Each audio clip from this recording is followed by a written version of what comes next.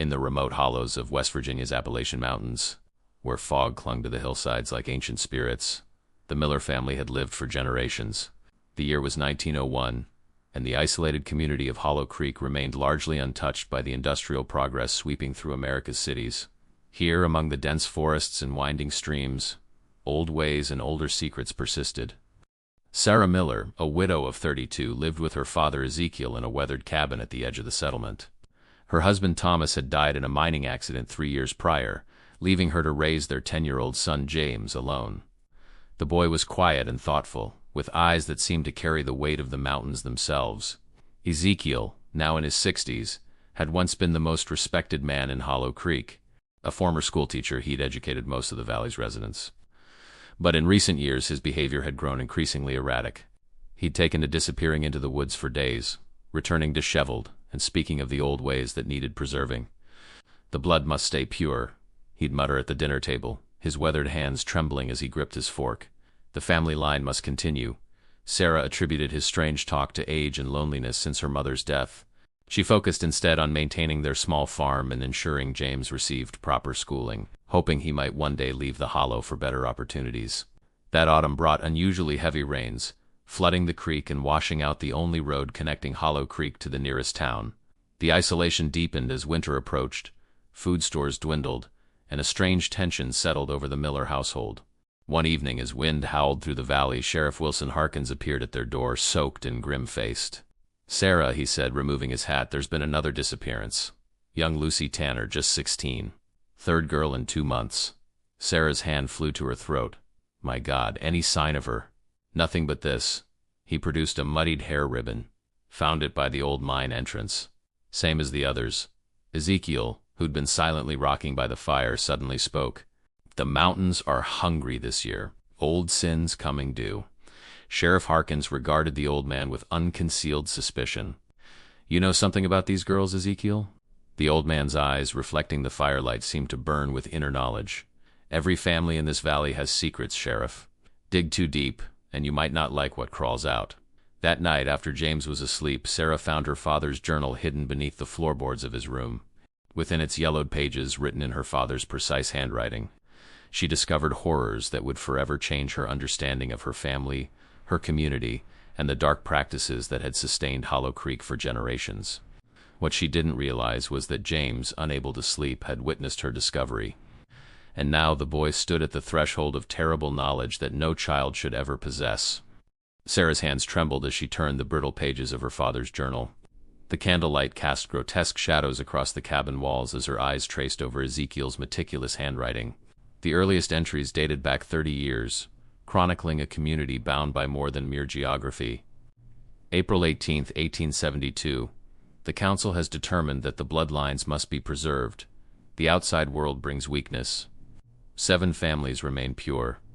The Millers, Tanners, Holbrooks, Caldwells, Ryans, Simmons, and Porters. All others are outsiders and cannot be trusted with our ways. Sarah's stomach churned as she read further. Her father, the respected schoolteacher, had been the keeper of Hollow Creek's darkest traditions, recording marriages, births, and other rituals that made her skin crawl. The most disturbing entries concerned selections, young women chosen for special roles in maintaining what Ezekiel called the strength of the valley. A loose paper fell from between the pages, a roughly drawn family tree. Sarah traced the lines with her finger, her breath catching as she noticed how the branches curled back upon themselves in unnatural ways. Names appeared in multiple positions, and certain marriages were marked with strange symbols. Her own mother's name was there with a small star beside it, a selection of 1868, the notation read. "What are you reading, Mama?" Sarah gasped, nearly dropping the journal. James stood in the doorway, his small frame silhouetted against the darkness of the hallway. How long had he been watching? "Nothing, sweetheart," she said, quickly closing the journal. "Just some of Grandpa's old writings.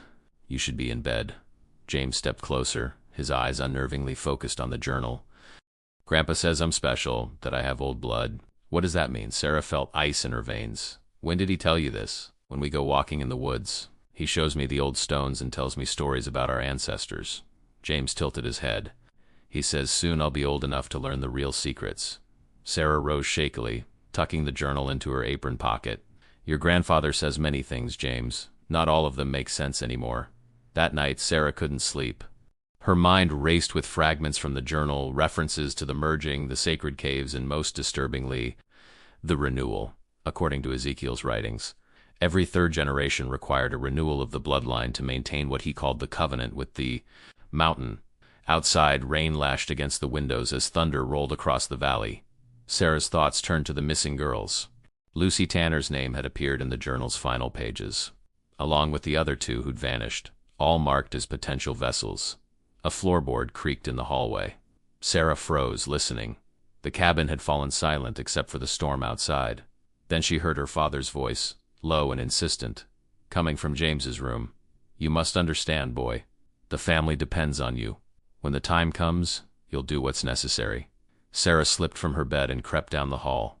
Through the crack in the door, she could see Ezekiel sitting beside James's bed, showing him something small and metallic that glinted in the dim light, an ancient-looking medallion bearing a symbol she'd seen in the journal. "This has been passed down since the first settlement," Ezekiel whispered. "When you wear it, you'll hear the mountain speaking. You'll understand everything." Sarah's foot caused a board to creak, and Ezekiel's head snapped toward the door. Their eyes met through the narrow opening, and in that moment, Sarah saw something in her father's gaze that wasn't human. A primal, hungry knowledge that reached back generations. "We need to talk, Sarah," he said softly, rising from James's bedside. "It's time you learned your role in what's to come." The following morning brought a brief respite from the rain. Thin sunlight filtered through the clouds, illuminating the sodden landscape. Sarah hadn't slept, her mind reeling from her confrontation with Ezekiel after she'd caught him with James. "You've always been stubborn. Just like your mother," Ezekiel had said, his voice eerily calm.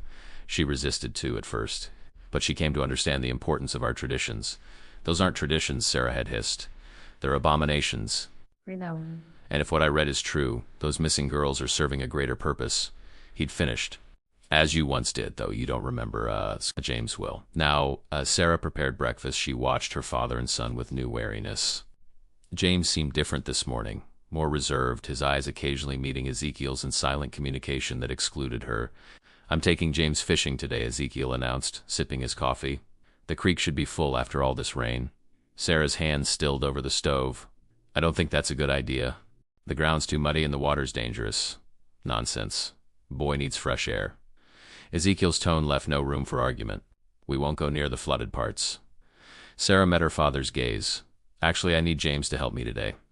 Sheriff Harkins is organizing a search party for Lucy, and I promised to prepare food for the men." Tension crackled between them. James looked from his mother to his grandfather, sensing the unspoken conflict. "Perhaps another day, then," Ezekiel conceded with a tight smile. "I have matters to attend to anyway. The council is meeting." After he left, Sarah clutched the kitchen counter, breathing deeply to steady herself. The council mentioned throughout the journal as the keepers of Hollow Creek's traditions. 7 elders from the oldest families, including her father. "Mama, are you angry with Grandpa?" James asked, startling her. Sarah knelt before him, searching his face. "James, has Grandpa ever taken you to the old mine, the one where they found Lucy's ribbon?" Something flickered in the boy's eyes. Fear, perhaps, or recognition. "We're not supposed to talk about the cave mine," he whispered. "Grandpa says it's sacred. What else does he say about it?" James looked down. "That it's where the mountain speaks to us. Where the old ones sleep and wait." Sarah felt sick. The journal had mentioned a cave system connected to the abandoned mine, a place where the selected were taken for communion with the ancients. "James, listen to me," she said, gripping his shoulders. "I want you to stay away from Grandpa for a while. And if he tries to take you anywhere, especially the mine, you run to me or Sheriff Harkins. Do you understand?" James nodded slowly, but Sarah wasn't convinced he fully grasped the danger. That afternoon, while James helped in the kitchen, Sarah slipped away to visit her closest friend, Martha Simmons, whose grandmother had gone missing 50 years earlier, right around the time of what Ezekiel's journal called the last renewal. Martha lived alone in a small cabin halfway between the Miller property and town. Though from one of the 7 original families, she'd always kept her distance from community gatherings and traditional ceremonies. "I've been expecting you," Martha said when she opened the door, her lined face grave. "You've found Ezekiel's records, haven't you?" Sarah stared in shock. "How did you come inside quickly?" Martha ushered her in, securing multiple locks on the door. The cabin's interior was covered with protective symbols, some Christian, others far older. "My grandmother tried to warn people before she disappeared," Martha explained, brewing strong tea with trembling hands. The council silenced her. "But not before she told my mother everything. Mother passed it to me before she died. Natural causes, thankfully, though I suspect they poisoned her slowly. What is happening in Hollow Creek? Sarah whispered. What does my father want with James? Martha's eyes filled with tears. Quote, the same thing they've wanted for centuries. A vessel, a continuation. The bloodlines must be preserved, but periodically, refreshed. She placed an ancient, leather-bound book on the table, far older than Ezekiel's journal. This belonged to my grandmother. It explains everything, how the first settlers made a pact with something that lived in the mountain, something that promised prosperity, protection, and long life in exchange for tribute. Sarah's hand shook as she opened the book to pages of cramped, faded handwriting and disturbing illustrations. Every third generation, Martha continued, a special child is born, one who carries the strongest blood of all 7 families. That child is prepared for the ceremony of renewal, and James is that child. Sarah whispered, the horrible truth dawning on her. Martha nodded grimly. The missing girls are part of it too. The ceremony requires 3 brides and the chosen vessel. When the moon is right, they'll take them all to the cave mine. When? Sarah demanded, rising to her feet. Tomorrow night, full moon. Martha gripped Sarah's wrist. But you can't stop it alone. The entire council will be there, and they'll kill to protect the secret. I have to try, Sarah said. I can't let them take my son. As she hurried home through the gathering dusk, Sarah didn't notice the figure watching from the trees. Sheriff Harkins, his expression grim as he fingered the ancient medallion hanging beneath his uniform, identical to the one Ezekiel had shown James. Sheriff Wilson Harkins had served Hollow Creek for 15 years, though he'd never truly been accepted as one of their own. Born in a neighboring county, he'd married into the community. His wife Emily was a Caldwell, one of the 7 original families. This connection had earned him the position of sheriff, but he remained an outsider to the inner workings of the council, or so they believed. As dusk settled over the valley, Harkins made his way not toward the search party gathering at the town hall, but to a nondescript cabin deep in the woods. Inside, 5 men and 1 woman sat around a heavy oak table. Ezekiel Miller occupied the head position, his weathered hands folded atop a leather-bound book identical to his personal journal. You're late, Sheriff, Ezekiel remarked without looking up. Had to ensure the search party was looking in the wrong direction, Harkins replied, taking the empty seat. They'll spend the night combing the eastern ridge. And Sarah? Asked Margaret Porter, the only female council member, her steel gray hair pulled into a severe bun. She visited Martha Simmons this afternoon, Harkins said. She knows something. A murmur of concern rippled through the group. Ezekiel raised a hand for silence. Martha has been harmless for years, he said. A superstitious old woman with half-remembered stories. She has her grandmother's book, Harkins countered. And Sarah has read your journal. Together they might piece together enough to interfere. Ezekiel's eyes hardened. Then we must accelerate our timeline. The moon will be full tomorrow night, but the preparations can be completed by midnight tonight. The vessels aren't ready, protested Henry Tanner, Lucy's great uncle. The girls need 3 days of purification.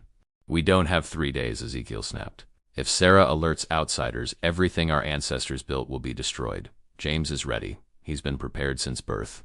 The vessels will have to suffice as they are. Back at the Miller cabin, Sarah returned to find James alone, sitting motionless at the kitchen table. Where's your grandfather? She asked, trying to keep her voice steady. Council meeting, James replied, his voice oddly flat. He said he'll come for me later, for my special lesson. Sarah knelt beside him, noticing the strange blankness in his eyes. James, look at me. Did Grandpa give you something? Something to eat or drink? James slowly reached into his pocket and withdrew the medallion she'd seen the night before. He said I should wear this and think about our ancestors. About the mountain. Sarah gently took the medallion, feeling its unnatural coldness. The symbol etched into its surface seemed to shift slightly under her gaze. A serpentine figure wrapped around a stylized mountain peak. We're leaving, James, she said firmly. Now, pack only what you need. We can't leave, he replied, still unnervingly calm. Grandpa says I'm too important. The renewal needs me. Sarah fought back panic. James, listen to me. Martha explained everything. What they want to do, it's wrong. It's evil. We have to get away before they come for you. A flicker of fear finally broke through James's trance-like state. What are they going to do to me? Sarah hesitated, unwilling to burden him with the full horror. Martha's book had described the ceremony in grotesque detail, how the chosen child, after witnessing the communion with the 3 vessels, would be brought before what the earliest settlers had called the sleeper in the mountain. There the child would become both sacrifice and successor, transformed into a vessel for something ancient and inhuman that required periodic renewal through the bloodlines it had helped create. Something that would hurt you very badly, she said finally. Something that would take you away from me forever. James's eyes filled with tears. But Grandpa said it was an honor, that I'd become special like him and the others. It's a lie, sweetheart. Sarah began gathering supplies, food, matches, her late husband's hunting knife. We're going to find help outside the valley. As night fell, they slipped out the back door into the dense forest behind the cabin. Sarah had decided against taking the main road, knowing the council would expect that. Instead, they would follow an old hunting trail that wound through the mountains toward the next county. The forest was preternaturally quiet. No owls called, no nocturnal creatures rustled in the underbrush. Only the sound of their breathing and the occasional snap of twigs beneath their feet broke the silence. James clung to Sarah's hand, his earlier trance completely dissolved into very real, very human fear. They had covered perhaps a mile when Sarah heard it, the distant sound of men's voices and lantern light filtering through the trees behind them. "They're coming," James whispered. Sarah pulled him behind a massive oak. "We need to move faster. Stay close to me," as they hurried deeper into the forest. Sarah realized with growing dread that the voices seemed to be coming from multiple directions now, not just behind them, but to their right and left as well. The council had anticipated their escape and deployed searchers to cut them off. "There's another way," James said suddenly, tugging her hand. "Grandpa showed me once. A secret path that leads under the mountain." Sarah hesitated. Any path Ezekiel had shown him was suspect, potentially leading straight to the cave mine and the horrors that awaited there. "It doesn't go to the scary place," James assured her, reading her expression. "It's a hidden trail the children use. Grandpa said it was for emergencies." With the voices drawing closer, Sarah had little choice. "Show me." James led her to a nearly invisible gap between two massive boulders. Beyond lay a narrow tunnel, barely wide enough for an adult to pass through sideways. James slipped in easily, with Sarah following more awkwardly, the rough stones scraping her sides. The passage opened into a small clearing surrounded by dense rhododendron thickets, a natural hiding place invisible from the main forest. But as Sarah's eyes adjusted to the deeper darkness, she realized they weren't alone. 3 pale, frightened faces stared back at them from the shadows.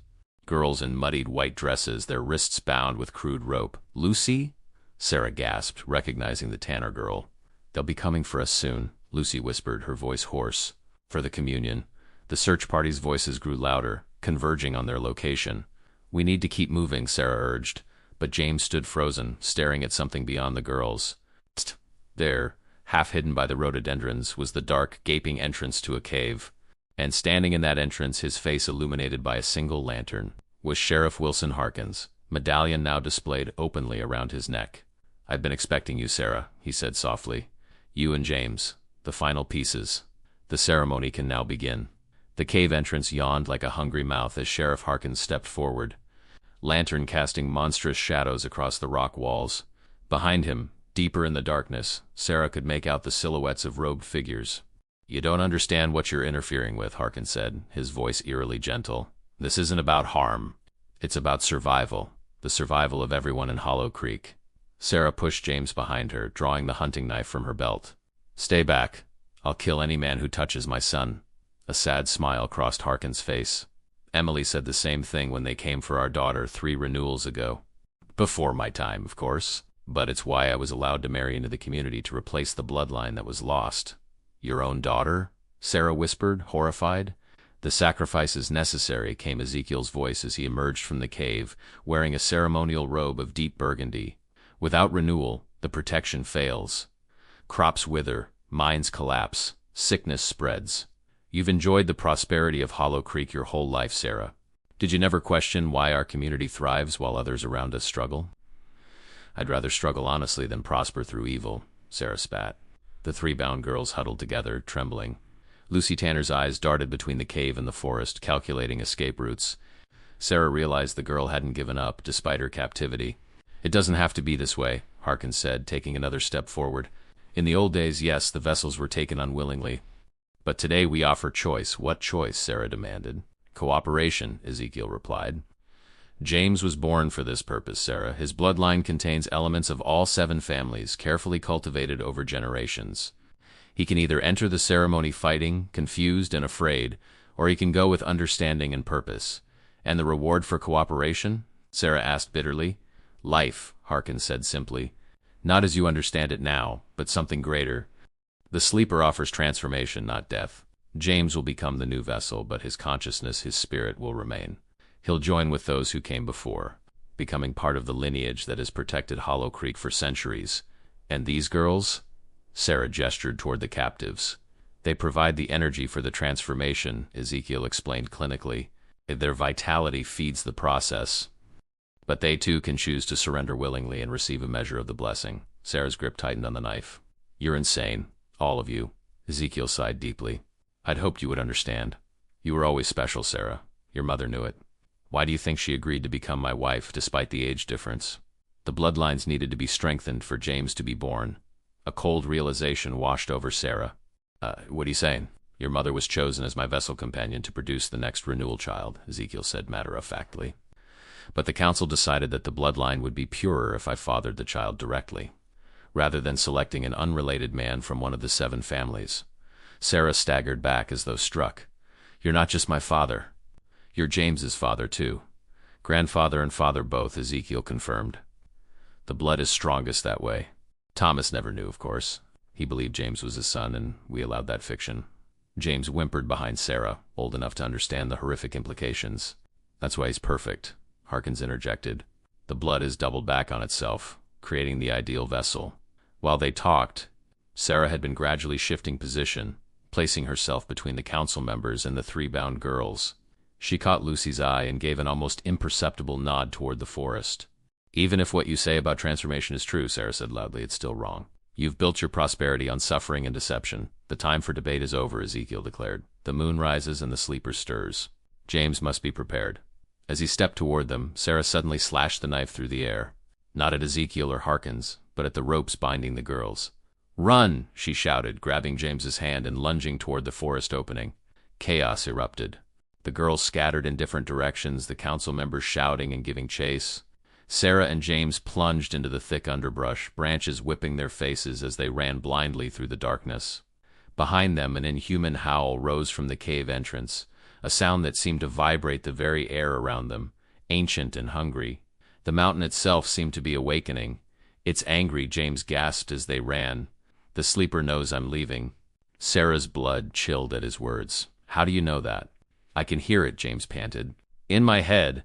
Ever since Grandpa gave me the medallion, it's been talking to me. Sarah realized with horror that the conditioning had already begun. Whatever entity dwelled beneath the mountain had already established a connection with her son. They crashed through the forest, following a deer trail that wound downhill. Sarah's plan was to reach the creek, where the rushing water might cover their tracks and lead them downstream toward the county road. The voices of their pursuers grew fainter, but that unearthly howling continued, seeming to come from the mountain itself. The ground trembled slightly beneath their feet. Mama! James cried suddenly, dropping to his knees. It hurts. Sarah knelt beside him in panic. What hurts, sweetheart? James clutched his head, face contorted in pain. The voice, it's so loud now. It's calling me back. Sarah gathered him in her arms, feeling his small body convulse. Fight it, James. Don't listen to it. I can't stop hearing it, he sobbed. It says terrible things will happen if I don't go back. To you. To everyone. The ground shook more violently now. In the distance, Sarah heard shouting, not the controlled voices of the council members, but screams of genuine terror.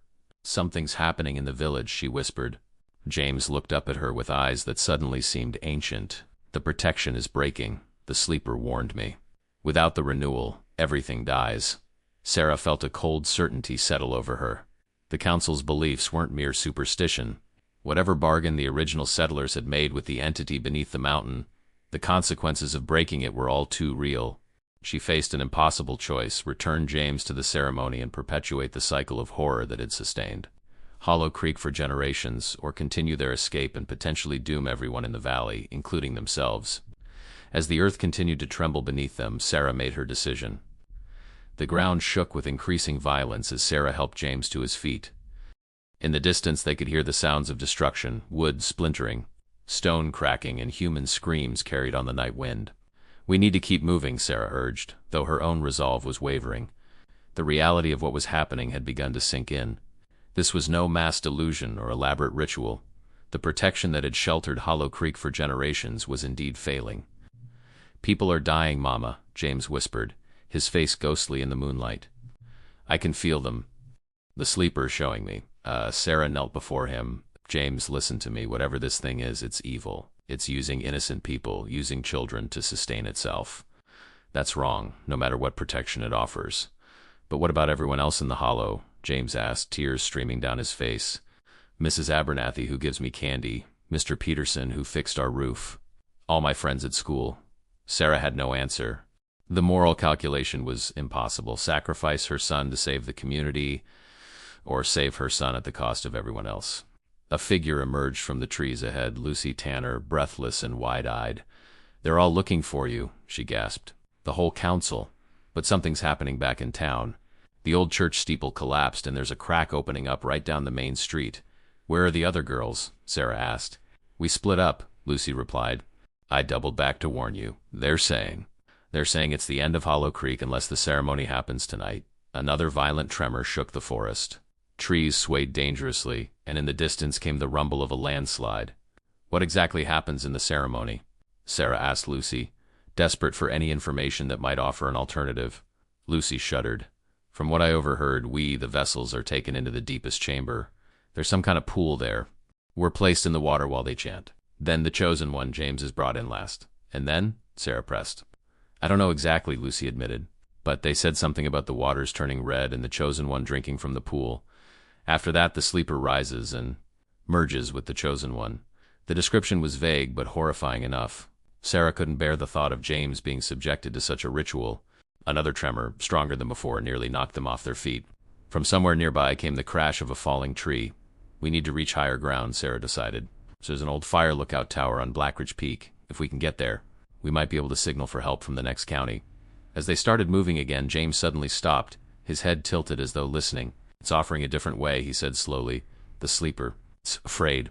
Sarah and Lucy exchanged glances. Afraid of what? Sarah asked cautiously. Of ending, James replied. The renewal doesn't happen. It will eventually die. But it says there's another option. A final communion that wouldn't require ... B. What kind of communion? Lucy asked.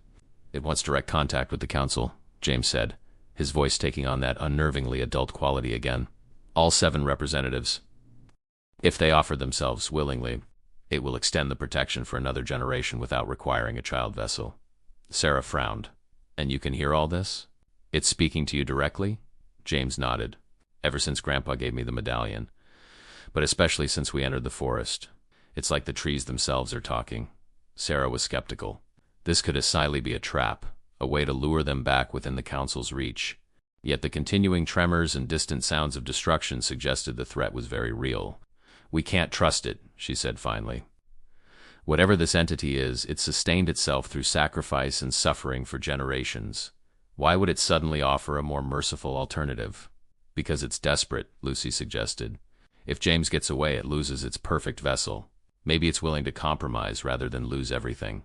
The logic made a certain cold sense. Still, Sarah hesitated. Leading James back toward the cave seemed like madness after all they'd done to escape. Their deliberation was cut short by the appearance of another figure emerging from the darkness. Sheriff Harkins. Alone and unarmed, his uniform torn and dirty. Sarah, he called, raising his empty hands to show he meant no harm. You need to come back. The entire valley is collapsing. Sinkholes are opening everywhere.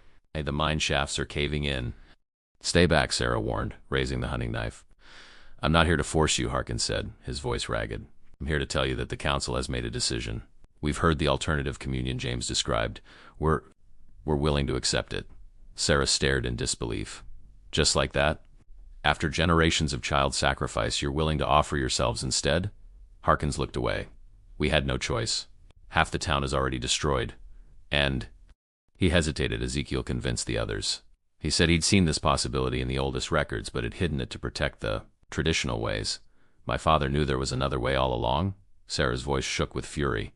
All these generations of suffering were unnecessary? Not unnecessary, Harkins corrected grimly. Easier. Sacrificing others is always easier than sacrificing oneself. But now we have no choice. Another violent tremor emphasized his point.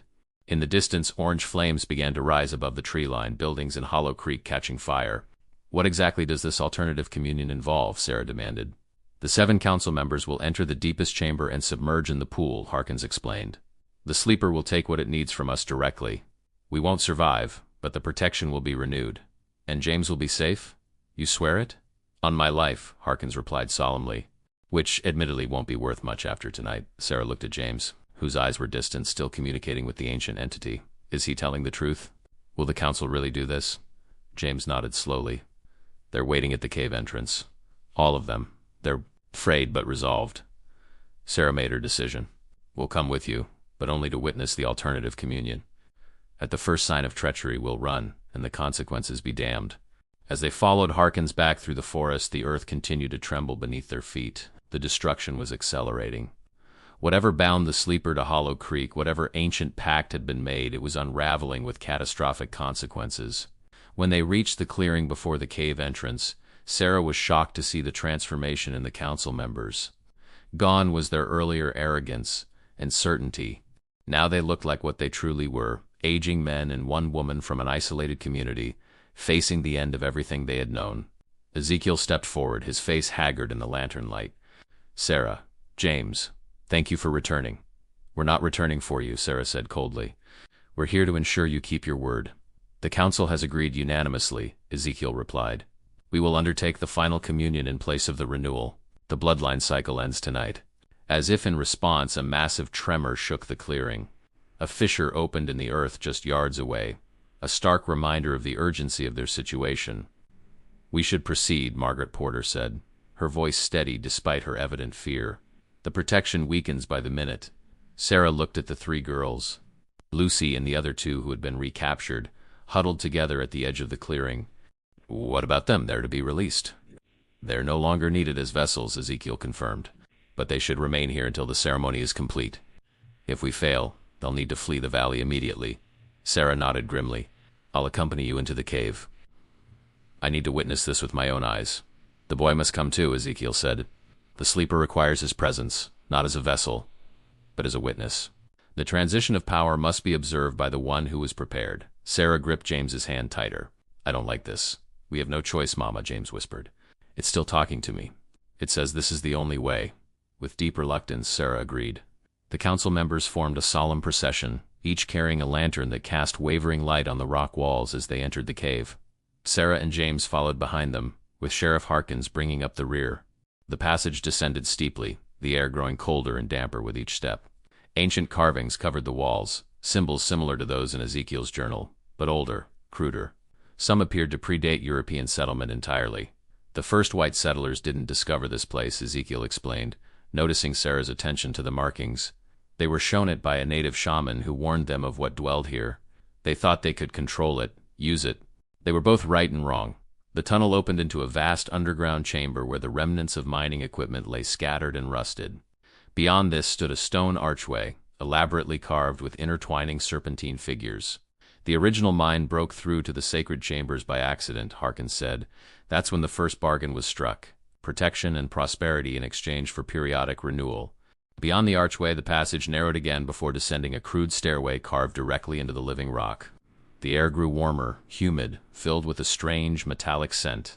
The tremors continued, more violent here beneath the surface, sending cascades of dirt and small stones raining down upon them. Finally, they reached their destination, a roughly circular chamber dominated by a dark pool at its center. The water was absolutely still, its surface like black glass, reflecting the lantern light in eerie patterns. Steam rose from it despite the cool air. The sleeper dwells within the waters, Ezekiel intoned formally.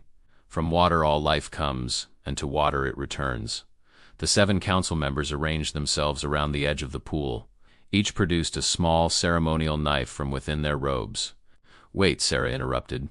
What are you doing? The blood must be offered freely, Margaret Porter explained. A symbolic cutting of ties to our earthly forms before full communion, one by one. The council members sliced their palms, allowing blood to drip into the dark water. As each droplet struck the surface, a strange luminescence spread outward in rippling patterns of deep red and purple. Ezekiel was the last to cut his palm. Before doing so, he turned to James. Remember everything you see here, boy. Though the method changes, the covenant remains. Someday you may need to renew it again. No, Sarah objected firmly. This ends tonight. No more sacrifices, no more renewals. Ezekiel smiled sadly. The hunger beneath the mountain is eternal, Sarah. It may sleep longer after tonight, but eventually it will wake again. He sliced his palm and let the blood fall. The moment it touched the water, the entire pool erupted with pulsing light, and a low, vibrating hum filled the chamber. The surface of the water began to roil and churn. "It is time," Ezekiel announced. "The final communion begins." The 7 council members joined hands, forming an unbroken circle around the pool. Then, with no further ceremony, they stepped forward in unison and entered the water. Sarah pulled James back against the chamber wall, watching in horror and fascination as the robed figures waded deeper. The water came to their waists, then their chests, seemingly deeper than the small pool should have been. The humming grew louder, and the light within the water intensified until it was painful to look at directly. The council members began to chant in a language Sarah didn't recognize, not Latin or any European tongue, but something older, its syllables harsh and discordant. Then, simultaneously, all 7 figures were pulled beneath the surface. There was no struggle, no splash. One moment they stood in the pool, the next they were gone. The water churned violently, the light within pulsing like a massive heartbeat. The tremors that had been shaking the mountains suddenly ceased, replaced by an unnatural stillness. "Is it ... over?" Sarah whispered. James didn't answer. He stared transfixed at the pool, his eyes reflecting its unearthly light. "It's changing," he murmured, "becoming something new." From the depths of the pool, a column of water rose, twisting and shaping itself into a vaguely humanoid form. Within this watery apparition, Sarah could glimpse faces, not just those of the council members, but dozens of others, generations of vessels stretching back through time. The figure extended a fluid appendage toward James. Sarah pulled him back, but he resisted. "It's all right, Mama," he said calmly. "It's just saying goodbye. The hunger is satisfied. ... for now." The watery apparition seemed to nod in acknowledgement. Then, with a sound like a long exhalation, it collapsed back into the pool. The light faded, leaving only the normal reflection of their lanterns on dark water. "We should go," Sarah said, tugging James's arm. "I don't trust this place." As they turned to leave, Sarah noticed something floating in the pool, Ezekiel's journal, somehow untouched by the water. She hesitated, then reached out and took it, feeling she needed some record of what had happened here. They retraced their steps through the twisting passages, climbing back toward the surface. The tremors had ceased entirely, but Sarah didn't relax until they emerged from the cave mouth into the cool night air. Lucy and the other girls waited anxiously in the clearing. "It's done," Sarah told them. "The council is gone." "All of them?" Lucy asked in disbelief. Sarah nodded. "They sacrificed themselves to renew the protection." "What happens now?" one of the other girls asked. "To Hollow Creek, to us?" Sarah looked at the journal in her hands. "We rebuild. We tell the truth about what happened here. Not everything, perhaps, but enough so that no one else is deceived. And we make sure this never happens again." As they made their way back toward the village, Sarah noticed that James seemed different, more solemn, more aware. The connection with the entity appeared to have changed him in subtle ways. "What did it say to you?" she asked quietly. "At the end?" James was silent for a long moment. "It said that the hunger always returns, that the bargain can change its form but never truly end, and that it would be watching me. Always." Sarah squeezed his hand. "We'll face that together if it comes. But no more sacrifices, no more vessels. If it returns in our lifetime, we'll find another way." The first light of dawn was breaking as they reached the edge of Hollow Creek. Parts of the town had indeed been destroyed. Buildings collapsed, roads split by fissures. But the devastation had stopped at precisely the moment of the council's sacrifice. The survivors emerged from their homes, dazed and frightened, looking to Sarah and James for explanations. With the council gone, leadership would fall to others, perhaps to Sarah herself, though she had never sought such responsibility. As the morning sun illuminated the valley, Sarah realized that Hollow Creek would never be the same. The old ways had ended, but the shadow of what dwelt beneath the mountain would always remain. A dark legacy that James, the child who became both father and grandson, would have to bear. And somewhere deep beneath the mountain, in the black waters of an ancient pool, the sleeper began its long, satisfied rest, dreaming of the day when hunger would return. Spring came early to Hollow Creek in 1902. The valley bloomed with unusual abundance. Wildflowers carpeted the forest floor. Crops sprouted vigorous and green, and the orchards produced fruit of exceptional size and sweetness. The protection renewed through the council's sacrifice manifested in nature's bounty. 4 months had passed since that terrible night. The physical damage to the town had been largely repaired, though some scars remained, a jagged crack running down the side of the church. Abandoned homes where families had chosen to leave rather than rebuild. Nearly a third of Hollow Creek's residents had departed after learning partial truths about the council and its practices. Sarah had become the town's de facto leader, though she carried the responsibility reluctantly. Her position as Ezekiel's daughter and her central role in the night's events gave her words weight, even among those who had previously dismissed her. She had told the community a carefully edited version of the truth, that the council had been practicing secret rituals for generations, believing they maintained the valley's prosperity, that the rituals had gone wrong, causing the earthquakes, and that the council members had sacrificed themselves to prevent further destruction. She revealed nothing about the entity beneath the mountain or James's intended role as a vessel. Lucy Tanner and the other girls had been sworn to secrecy about the more horrific details. They understood the danger of speaking too freely, not just from potential disbelief, but from awakening interest in what lay dormant beneath their feet. James had returned to school, though he was different now, quieter, more introspective, with occasional absences when he would stare into space as though listening to distant voices. The other children treated him with a mixture of awe and wariness, sensing something had changed in him. On this particular morning, Sarah sat at her kitchen table, Ezekiel's journal open before her. She had spent months studying its contents, trying to understand the history of Hollow Creek and the nature of what they had confronted. The more she read, the more she realized how carefully their community had been shaped over generations, bloodlines cultivated, marriages arranged, all to produce the perfect vessel, James. A knock at the door interrupted her reading. She closed the journal and tucked it into a drawer before answering. Martha Simmons stood on the porch, her weathered face grave. At 73, she was now the oldest resident of Hollow Creek, the sole keeper of memories stretching back to earlier renewals. "We need to talk," Martha said without preamble. "About the boy." Sarah invited her in, putting coffee on the stove. "What about James?" Martha settled heavily into a chair. "He was at my cabin yesterday, asking questions about the old ways, about the sleeper." Sarah's hand stilled over the coffee pot. "What kind of questions?" "He wanted to know if there were other sites like the cave mine, other places where the water runs deep and the earth speaks." Martha's roomy eyes fixed on Sarah. "These aren't a child's curiosities." "Sarah, these are the questions of someone who hears the calling." "That's impossible," Sarah insisted. The renewal was completed. The council sacrificed themselves. James was freed from his role as vessel. Martha shook her head slowly. The vessel role was avoided, yes, but the connection, that remains. Ezekiel prepared him to, well, open channels that can't be easily closed. The medallion was just the beginning. Sarah thought of James's increasingly frequent episodes of silent communion with something unseen. "What are you saying?" "I'm saying that what sleeps beneath the mountain may have found another way to maintain its influence," Martha replied. "Not through direct possession as intended, but through dreams, through whispers. The boy stands with one foot in our world and one in its realm." A chill ran through Sarah despite the spring warmth. "How do we stop it?" "You can't, entirely, but you can give him tools to resist. Knowledge is his best protection." Martha reached into her shawl and withdrew a small leather pouch. "These herbs help quiet the voices. A tea before bedtime might give him peaceful nights." Sarah accepted the pouch gratefully. "And what about the longer term? Will this connection fade with time?" Martha's expression was pitying. "Child, do you really think the sleeper would relinquish its prize so easily? The council's sacrifice bought time, not freedom.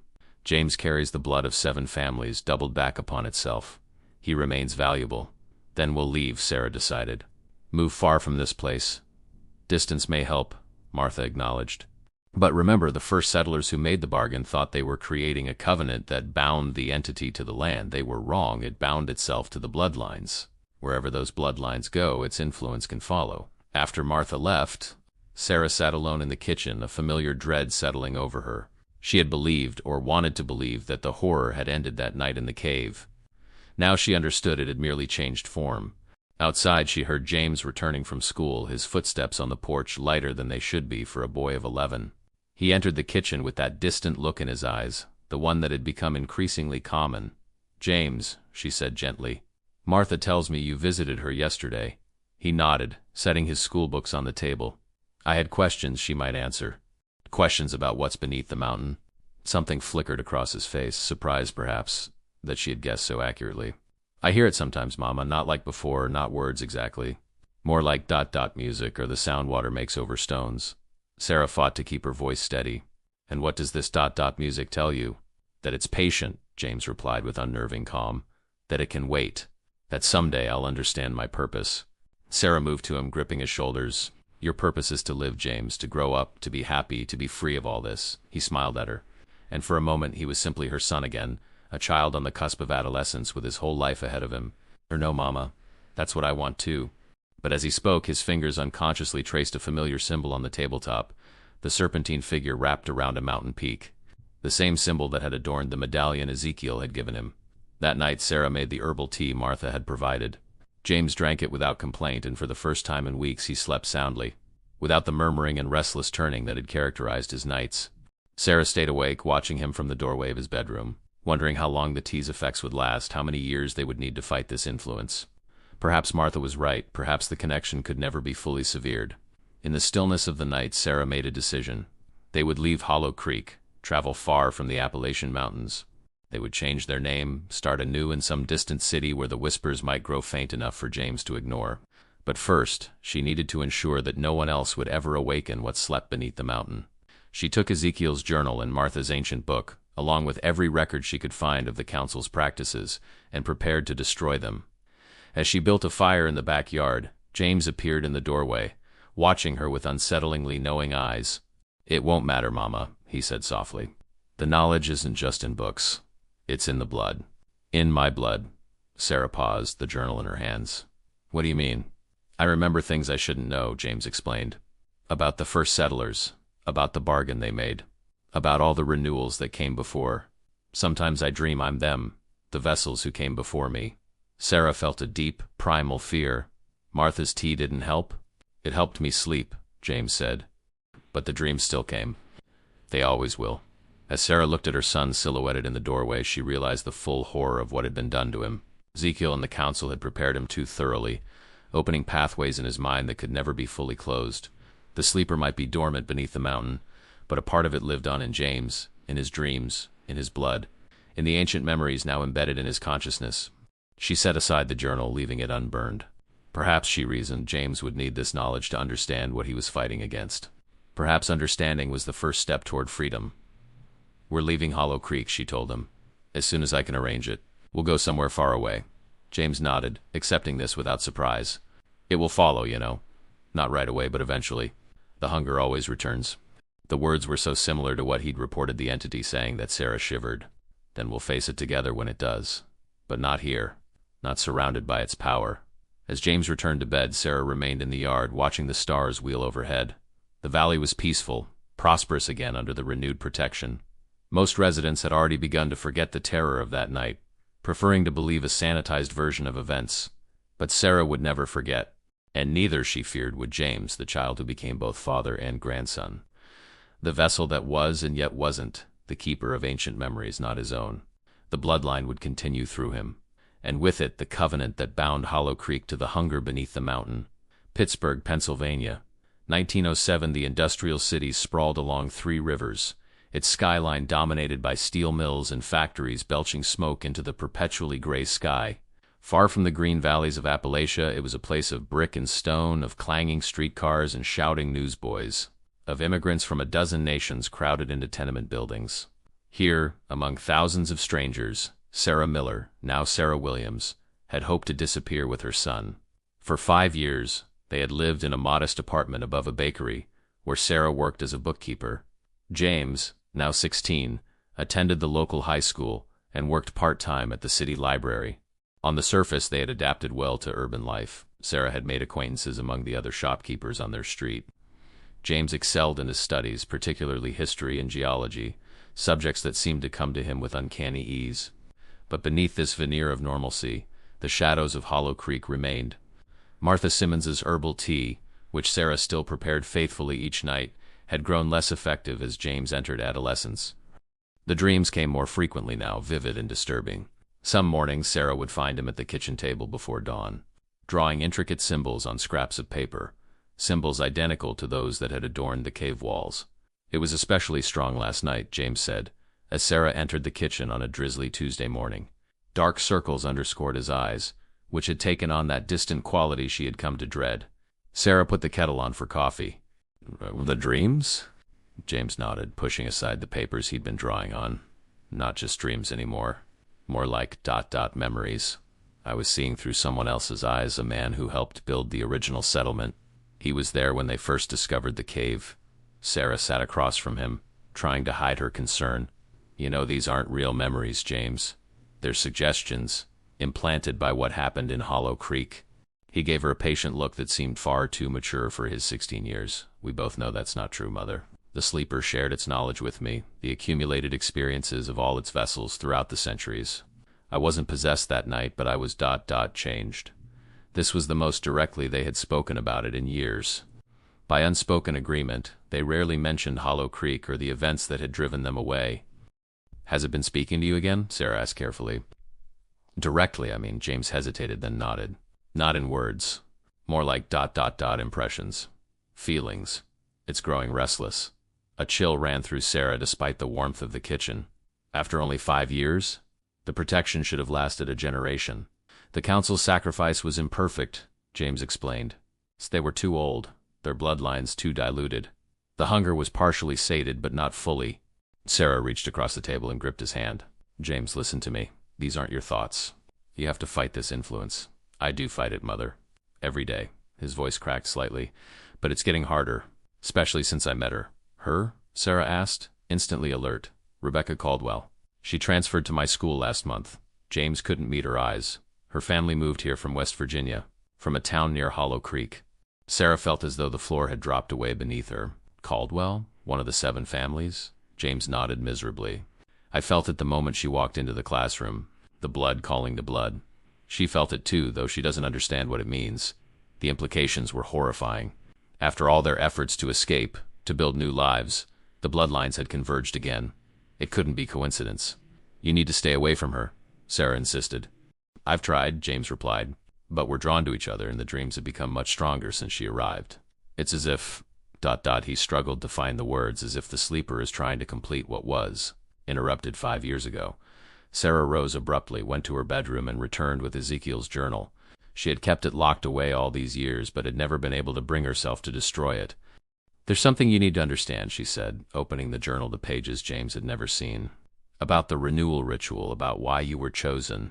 She showed him the elaborate family trees, the careful tracking of bloodlines through generations.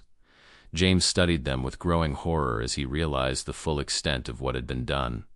The 7 families were cultivated like crops, Sarah explained.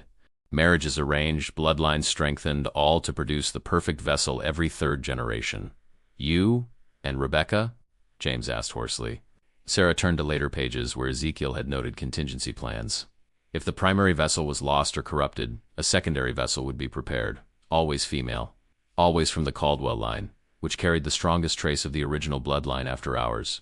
Rebecca is the backup vessel, James whispered. And she's been sent here to find me. Not consciously, perhaps, Sarah said. Her family may have moved for entirely innocent reasons, but the blood connection remains. The sleeper can influence such things subtly, creating patterns, coincidences. James pushed away from the table, pacing the small kitchen. So what do we do? Move again? How far would we have to go to escape this? Sarah had asked herself the same question countless times over the years. I don't know if we can escape it entirely, but we can fight it. Knowledge is our weapon, James. Understanding what it wants, how it works, and what does it want, James demanded, a rare flash of adolescent anger breaking through his usual composure. Me, Rebecca, some kind of union between us to strengthen the bloodline for the next vessel? Sarah nodded grimly. That would be consistent with the pattern. The journal describes how vessels were paired to produce the next generation. Always within the 7 families. Always carefully selected for maximum potency. James sank back into his chair, burying his face in his hands. I thought I was free of it. I thought we both were. Sarah moved to him, embracing him as she had when he was small. We will find a way, James. There must be a way to break this cycle permanently. That evening, Sarah visited the university library, where she occasionally helped with bookkeeping. Using her limited access, she searched for information on Appalachian folklore, on ancient binding rituals, on anything that might help them understand what they were fighting. She found little of use. Academic papers on folk beliefs that treated such things as mere superstition. Anthropological studies of mountain communities that made no mention of entities dwelling beneath the earth. Nothing that acknowledged the very real power they had witnessed. As she was leaving, a weathered man with a professor's bearing stopped her. Excuse me, ma'am. I couldn't help noticing the materials you were reviewing. Do you have an interest in Appalachian belief systems? Sarah hesitated, wary of revealing too much. Academic curiosity, mostly. He seemed disappointed. It's just that your selections were quite specific, almost as if you were looking for information on certain entities believed to dwell in those mountains. Sarah's pulse quickened, and if I were... The man glanced around to ensure they weren't overheard. I've spent 30 years documenting stories that academia dismisses as superstition, including accounts of something ancient that sleeps beneath the Appalachians, awakening periodically to feed. Who are you? Sarah asked. Professor William Harrison.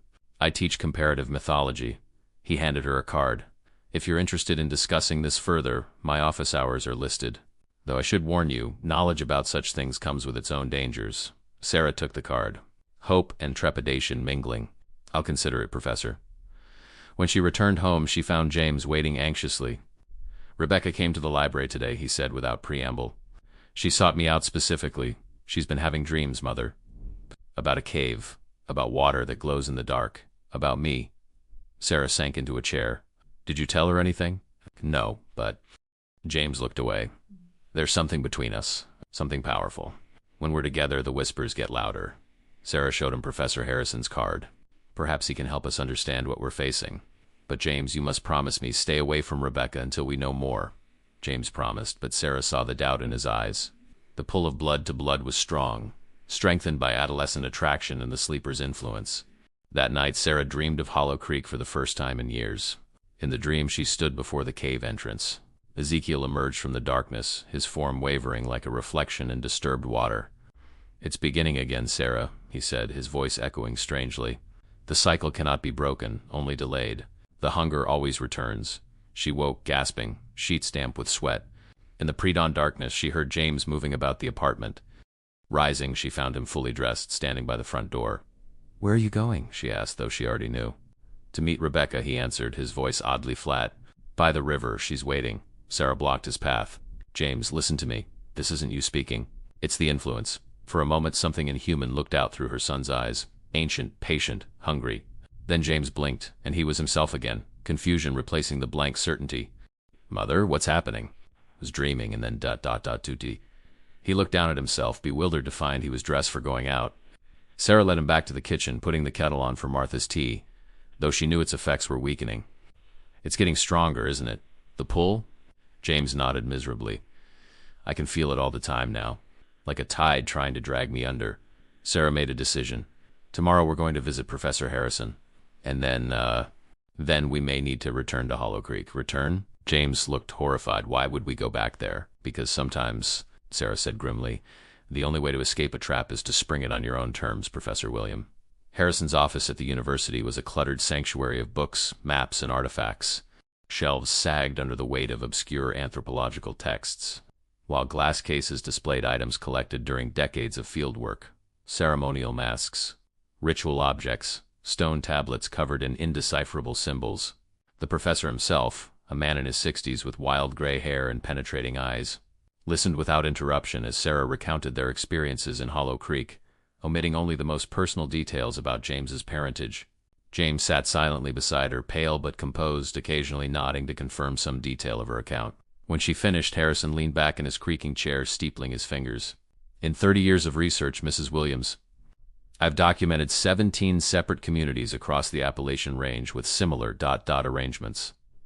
Different names, different specific rituals, but the same essential pattern, prosperity maintained through periodic sacrifice to an entity dwelling beneath the mountains. Then you believe us? Sarah asked, hardly daring to hope. I've learned not to dismiss patterns merely because they challenge academic consensus, Harrison replied carefully.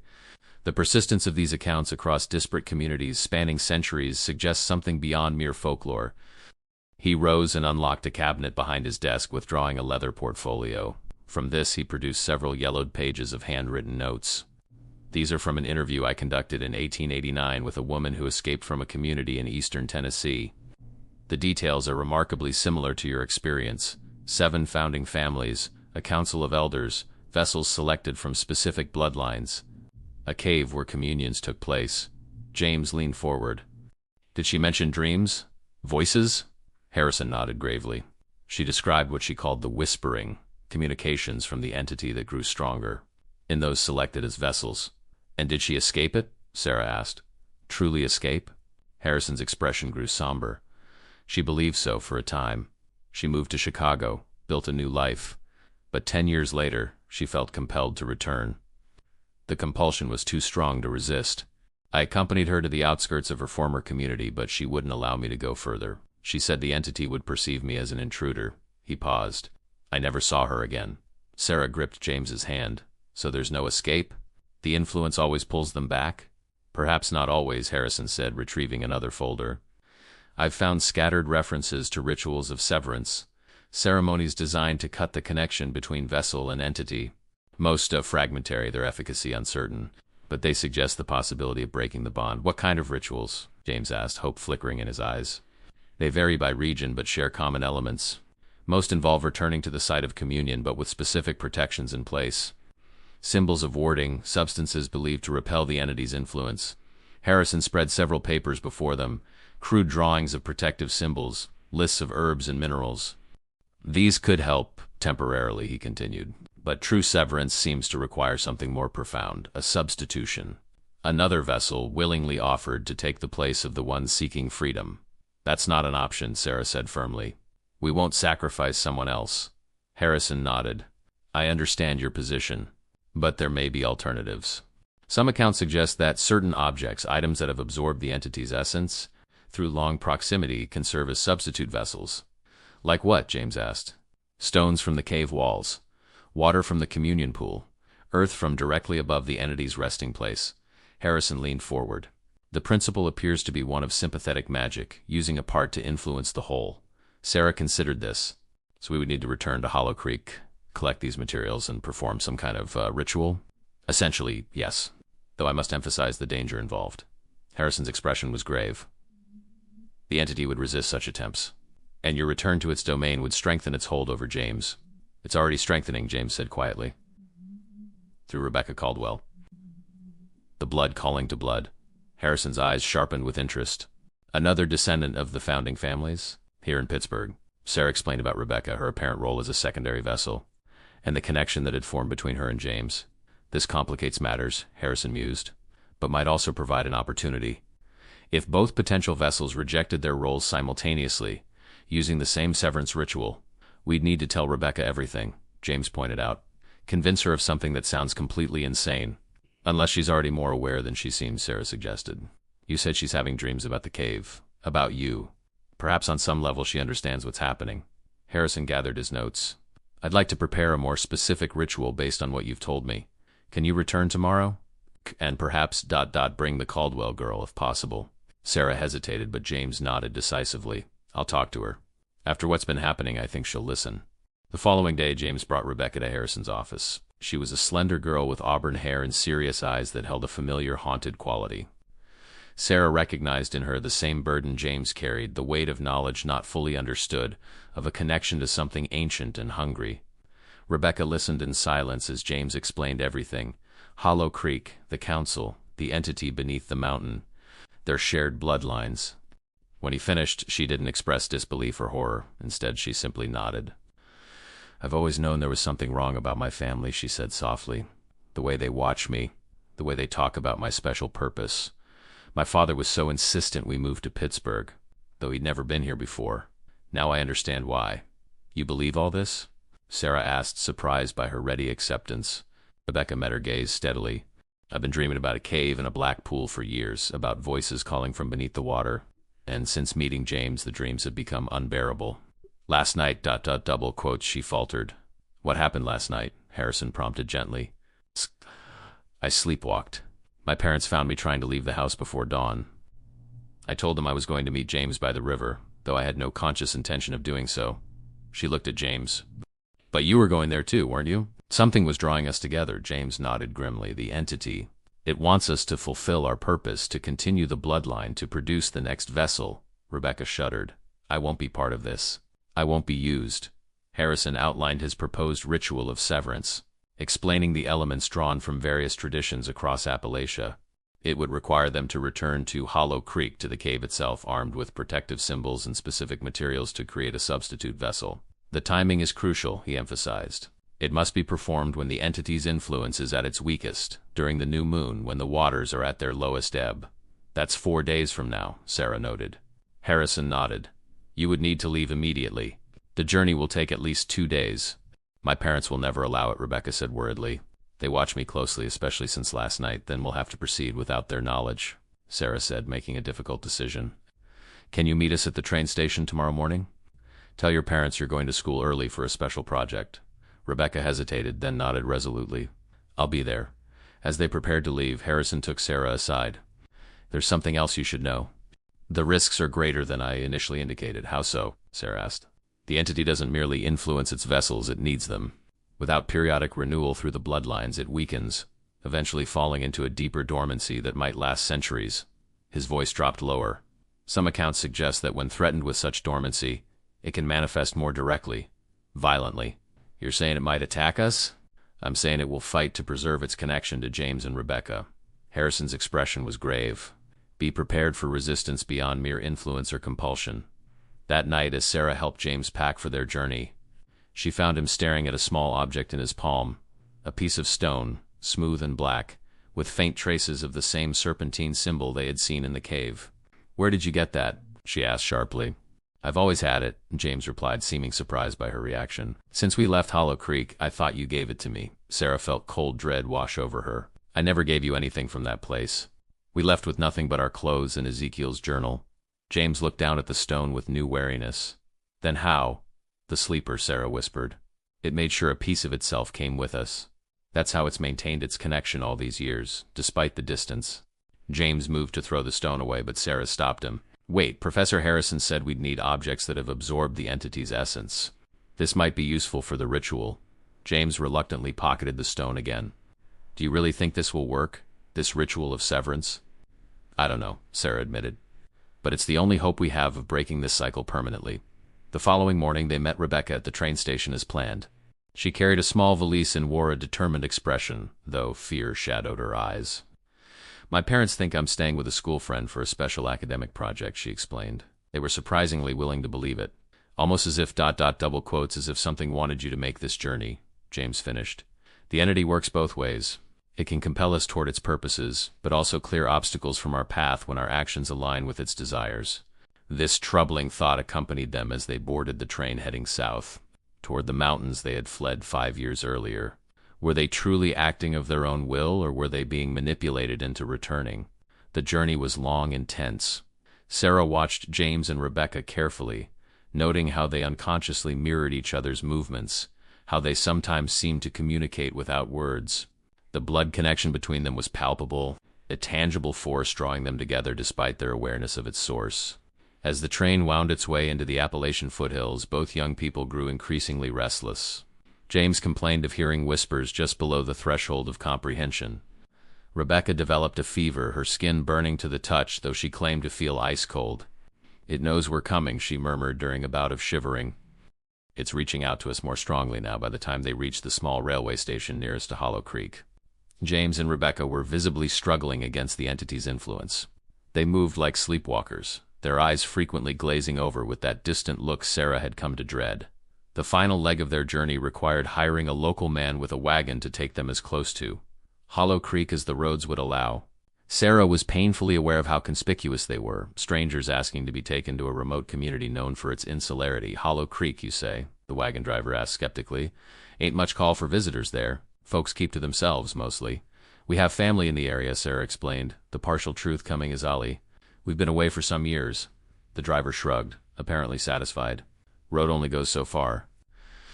Last mile or so you'll have to walk. As they approached the outskirts of the community, Sarah was struck by how little had changed. The same weathered cabins dotted the hillsides. The same smoke rose from stone chimneys. But there was one significant difference. A new church stood where the old one had been damaged. Larger and more imposing, built of solid stone rather than wood. We should avoid the town entirely, Sarah decided, directing the driver to stop at a point where a forest path diverged from the main road. We'll make our way from here after paying the man. They set off into the woods, following game trails that Sarah remembered from her years in Hollow Creek. James and Rebecca walked together, several paces ahead, moving with increasing purpose as they neared their destination. James, Sarah called sharply when she noticed them drifting off the path she had chosen. Where are you going? He stopped, looking confused. I'm not sure. My feet just started taking me this way. Toward the cave, Rebecca added, equally bewildered. I can feel it pulling us. Sarah hurried to them, taking each by the arm. You need to fight this. Both of you. Remember why we're here. Not to submit to this influence, but to break it. They nodded, visibly struggling to maintain their resolve. Sarah took the lead, guiding them along a circuitous route that avoided both the town center and the direct path to the cave. Harrison had been clear that they should approach the site indirectly, using a pattern of movement that might confuse or weaken the entity's awareness of their presence. As dusk fell, they made camp in a small clearing. Sarah prepared the protective measures Harrison had prescribed, a circle of crushed herbs and minerals, symbols drawn in the dirt with a mixture of ash and salt. Within this boundary, James and Rebecca seemed to breathe easier. The entity's pull temporarily diminished. We should rest, Sarah advised. Tomorrow will require all our strength, but rest proved elusive. Throughout the night, strange sounds disturbed their camp, rustling movements in the underbrush, distant voices calling their names, the occasional crack of branches breaking under unseen weight. Sarah maintained watch, clutching Ezekiel's journal in one hand and her late husband's hunting knife in the other. Near dawn, she dozed briefly and woke to find James standing at the edge of the protective circle, staring into the forest with that unsettling blank expression. Someone's coming, he said tonelessly. Sarah scrambled to her feet, shaking Rebecca awake. Who? What did you see? Before James could answer, a figure emerged from the trees, an elderly woman leaning heavily on a gnarled walking stick. Her face, deeply lined and weathered, broke into a smile of recognition. Sarah Miller, she said. The mountain told me you were returning. Martha Simmons, Sarah breathed in shock. You're still alive, the old woman cackled. Takes more than time to kill someone like me. I've been waiting for you. For all of you. Her sharp eyes moved to James and Rebecca. The vessels have come home. Sarah moved protectively in front of the young people. We're not here for that. We've come to break the connection, not strengthen it. Martha's expression grew serious. I know why you've come. The mountain knows, too. It's been preparing. The mountain, Sarah repeated. You mean the entity? The sleeper? Martha shrugged. Names don't matter much to something that old. What matters is that you understand what you're facing. She hobbled closer to their camp, though she remained outside the protective circle. Your professor friend has the right idea with his ritual of severance, but his knowledge is incomplete. Sarah stared in surprise. How do you know about Professor Harrison? The mountain sees through many eyes, Martha replied cryptically, just as it speaks through many voices. Right now it's speaking through mine, though I fight it as best I can. Rebecca stepped forward. Then you're connected to it too? A vessel? Not a vessel, Martha corrected. A watcher. Every generation, one is chosen to observe, to record, to remember. I was selected after my grandmother disappeared. That's why I've lived so long. The mountain preserves what serves it. And why are you helping us? James asked suspiciously. Martha's ancient eyes filled with sudden tears. Because I'm tired, boy. Tired of watching children sacrificed. Tired of being the keeper of horrible secrets. The mountain has ruled Hollow Creek for too long. She reached into her shawl and withdrew a small leather pouch. Your ritual will fail without this. Water from the deepest part of the pool taken during the last communion. The essence of those who sacrificed themselves. Sarah accepted the pouch cautiously. The council members? You collected this after they after they were taken? Martha nodded. I've kept it hidden all these years. Waiting. The mountain doesn't know I have it. The one secret I've managed to keep. Use it to complete your professor's ritual. Pour it on the substitute vessel you create. Why would you risk this? Sarah asked. If the entity discovers your betrayal, I'm old, Martha said simply. What more can it take from me? And perhaps there's still hope for redemption, even for someone who's watched and done nothing for so long. She turned to leave, then paused. One more thing. The new church in town, it's not what it seems. After you left, a new council formed. 7 members, just like before. They've been preparing for the renewal. Waiting for the vessels to return. Who? Sarah demanded. Who's on this new council? New faces, same bloodlines, Martha replied. The 7 families endure. Be careful, Sarah. They'll be watching for you. With that warning, she disappeared back into the forest, leaving them to absorb this unsettling new information. We need to proceed immediately, Sarah decided. If the town knows we're here, we have even less time than we thought. They broke camp quickly, gathering their supplies and the materials for Harrison's ritual. According to his instructions, they needed to reach the cave by noon, when the new moon's influence would be at its peak and the entity's power at its lowest ebb. As they made their way through the increasingly familiar terrain, Sarah noticed concerning changes in both James and Rebecca. They moved with growing coordination, often reaching for each other's hands without seeming aware of doing so. Their eyes, when they turned to speak to her, held that same distant quality, as if something else were looking out through them, assessing her. "We're nearly there," Sarah said, recognizing the distinctive rock formation that marked the approach to the cave entrance. "Remember what Harrison told us? Once inside, don't look directly at the pool. The water is how it exerts its strongest influence." James nodded mechanically, but Sarah wasn't convinced he had truly heard her. Rebecca seemed even further gone, her movements becoming increasingly fluid and unnatural, reminiscent of the watery apparitions Sarah had witnessed in the pool 5 years earlier. The cave entrance looked exactly as Sarah remembered. A dark mouth in the mountainside, partially obscured by overhanging vegetation. The air flowing from it carried that same metallic scent, the breath of something ancient and patient. As they approached the threshold, Sarah withdrew Harrison's protective materials, bundles of specific herbs, vials of blessed water, strips of cloth inscribed with symbols of warding. Following his instructions, she placed these items in precise positions around the cave entrance, creating a boundary that might weaken the entity's influence. "Now before we enter," she instructed, "each of us must wear these."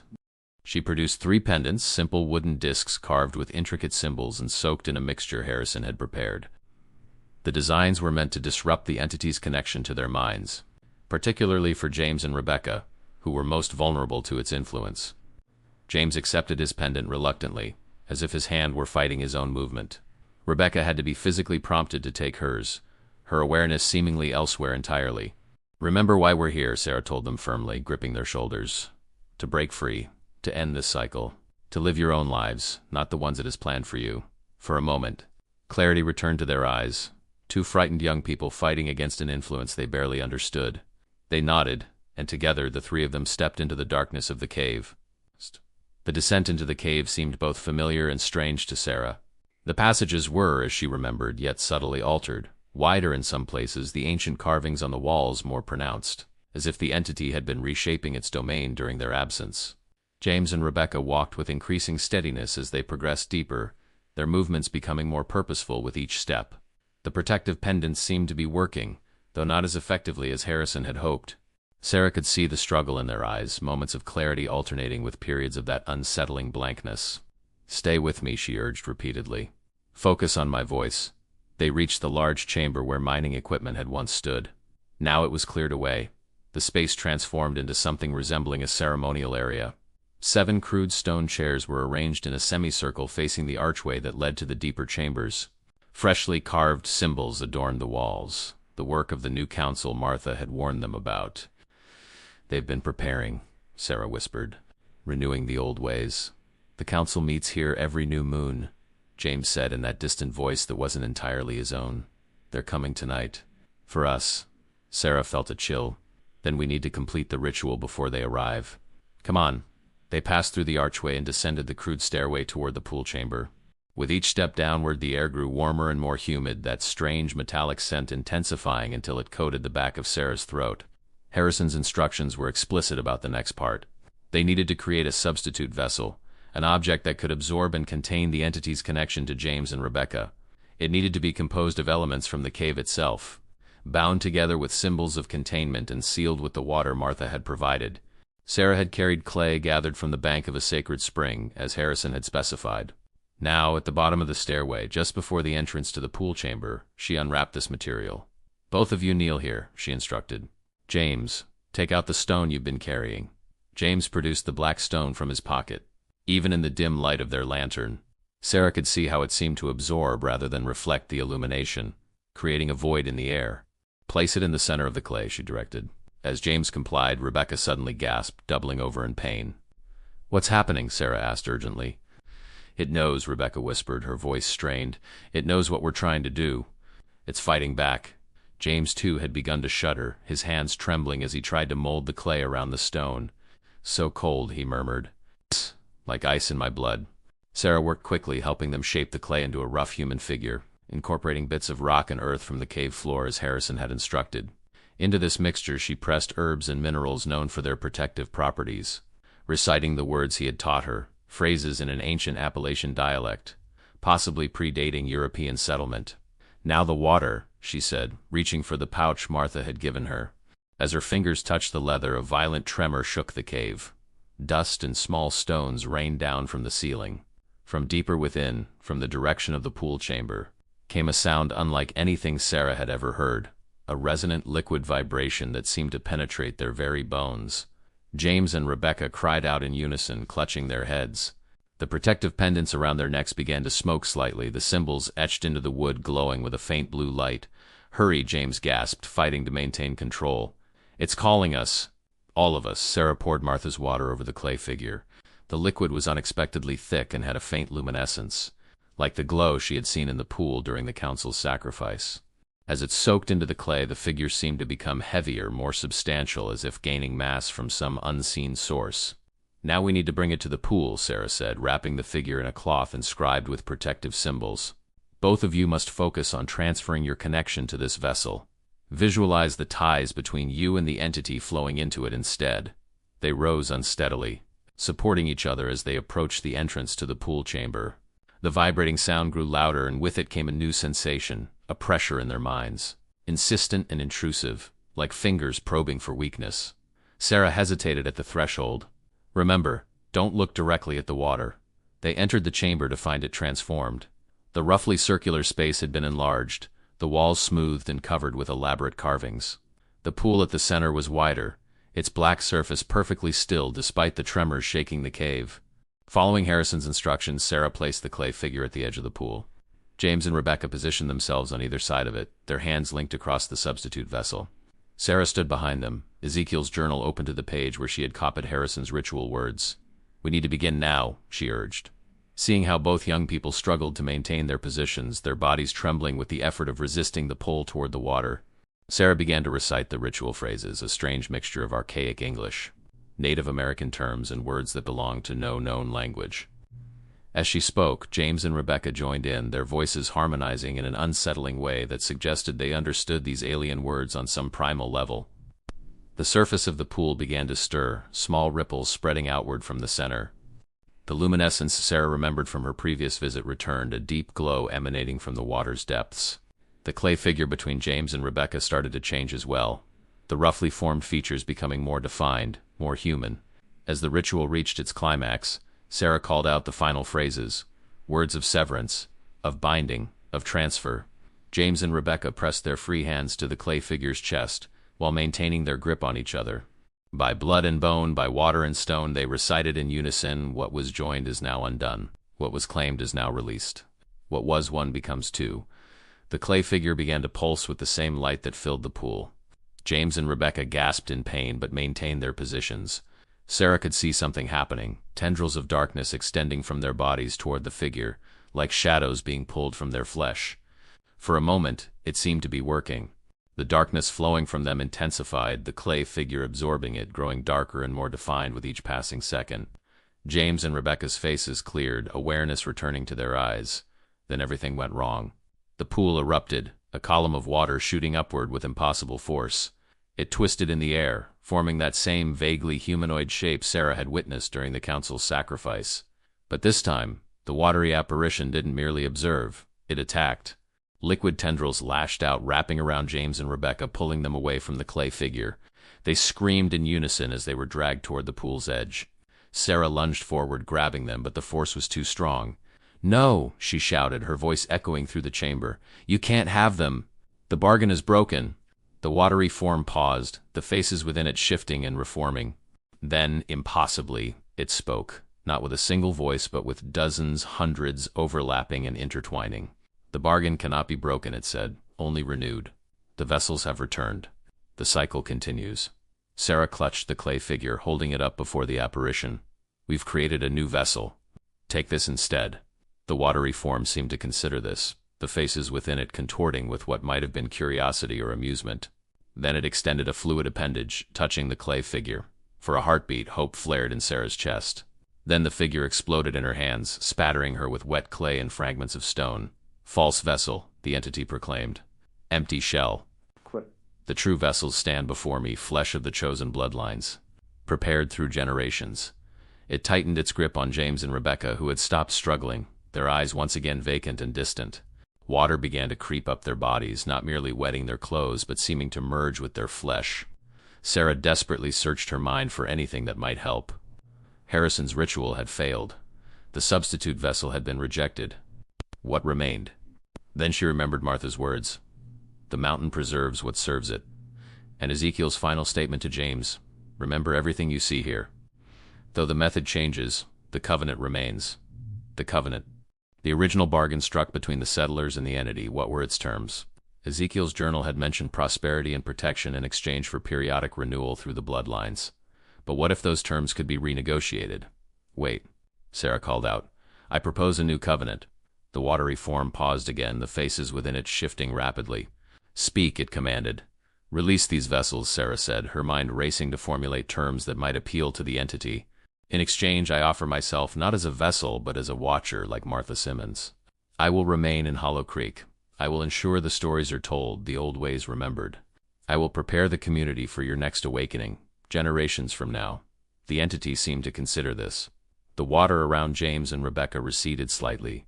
Insufficient, it declared finally. The hunger requires more immediate satiation.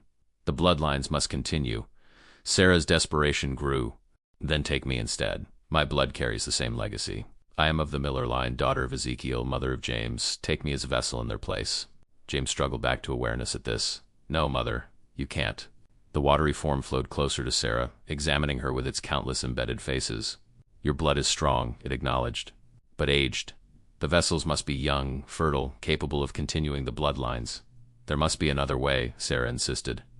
Some compromise that satisfies your hunger without taking these children. A new voice spoke from the chamber entrance.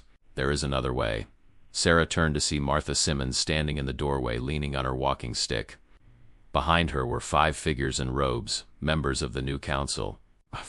Sarah gasped. What are you doing? The old woman stepped forward, her ancient eyes fixed on the watery apparition. I bring an alternative offering. The current council offers itself, as the previous one did. Not all 7, they were too cowardly for that, but 5 have come willingly. The robed figures moved forward, forming a semicircle before the pool. They lowered their hoods, revealing 3 men and 2 women, all middle-aged or older, all bearing features that reminded Sarah of the original council members, descendants of the 7 families. We offer ourselves, said the eldest, a man with tanner features, in exchange for a longer interval. 60 years of prosperity and protection, with no vessels taken until that time has passed. The entity's watery form swirled contemplatively. The previous sacrifice was imperfect. 7 were required. Then take me as the 6th, Martha said, stepping forward. I have served as watcher for 70 years. My blood carries the memories of all that time. The watery tendrils around James and Rebecca loosened further. Sarah saw her opportunity. And I will be the 7th, she declared, moving to stand beside Martha. My blood carries the direct line of Ezekiel, the strongest connection to your previous vessels. James cried out in protest, but Rebecca held him back, her eyes clear now, understanding what was happening. The entity considered this new offer, its watery form undulating thoughtfully. The young vessels would be released? Allowed to leave this place? Yes, Sarah confirmed. They would go far from here, break all ties with Hollow Creek. In 60 years, when your hunger returns, the community will prepare new vessels from the remaining bloodlines. Long moments passed as the entity deliberated. The water around James and Rebecca receded completely, though they remained at the pool's edge, unable to move away. Finally, the watery form spoke. The terms are accepted. 7 for 2. 60 years of dormancy, then renewal from fresh bloodlines. Sarah turned to James, her heart breaking at what she was about to do. Listen to me. When this is done, you and Rebecca must leave immediately. Go back to Professor Harrison. Tell him what happened. Then go further, across the ocean if possible. Change your names. Never speak of Hollow Creek or the entity to anyone, not even to your children. Mother. No, James begged, tears streaming down his face. There must be another way. This is the only way to free you completely, Sarah insisted. The bloodline ends with you. The cycle breaks. She embraced him fiercely, memorizing the feel of him in her arms. I love you. I've always loved you. Live your life. Be happy. That's all I've ever wanted. Rebecca gently pulled James away. We need to go, she said softly, before it changes its mind. The 5 council members had already formed a circle around the pool. Hands joined. Martha stood at one point in the circle, waiting. Sarah moved to complete it, taking Martha's gnarled hand in her left and a council member's in her right. Go now, she told James and Rebecca. Don't look back, as the young people fled the chamber. The entity's watery form rose higher, expanding to fill the space above the pool.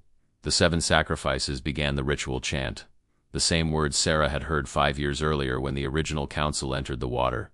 This time, she was part of it. As the chanting intensified, Sarah felt a strange peace settling over her. She had saved her son, broken the cycle that had claimed generations of vessels. Whatever came next, oblivion or some form of continuation within the entity, she would face it knowing she had accomplished what mattered most.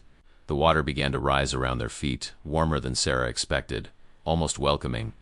As it reached their knees, then their waists, the chanting grew louder, the voices of the 7 blending into a single harmonic tone. Martha's hand tightened around Sarah's. "We've done a good thing today," the old woman whispered. "Perhaps the only truly good thing in all my years as watcher." The water reached their chests. Sarah took a final breath as it rose toward her chin. "Goodbye, James," she thought as the dark water closed over her head. "Live free." Beneath the surface, she opened her eyes to see the others similarly submerged, their faces serene in the glowing depths. The water didn't burn her lungs as expected. Instead, it filled her with a spreading warmth, a sense of expansion. The entity surrounded them, embraced them, absorbed them. Sarah felt her consciousness stretching, merging with others, not just the 6 who had entered the pool with her, but dozens, hundreds of others who had come before, vessels and watchers from throughout the centuries, their memories and experiences preserved in this ancient consciousness. Among them she sensed Ezekiel, not as the man she had known, but as an echo, a pattern preserved within the greater whole. There was no communication as humans understood it, merely an awareness, a recognition. As her individual self began to dissolve, Sarah held tight to one final thought, one final hope, that somewhere far from Hollow Creek, James and Rebecca were running toward freedom, toward a future untouched by ancient hunger and blood covenants. The child who had become both father and grandson would now become something else entirely, simply himself, freed from the burden of his bloodline's dark purpose. And deep beneath the Appalachian Mountains, the water stilled once more as the sleeper settled into its promised 60 years of dormancy, sated by the willing sacrifice of 7. The cycle, for this generation at least, was broken.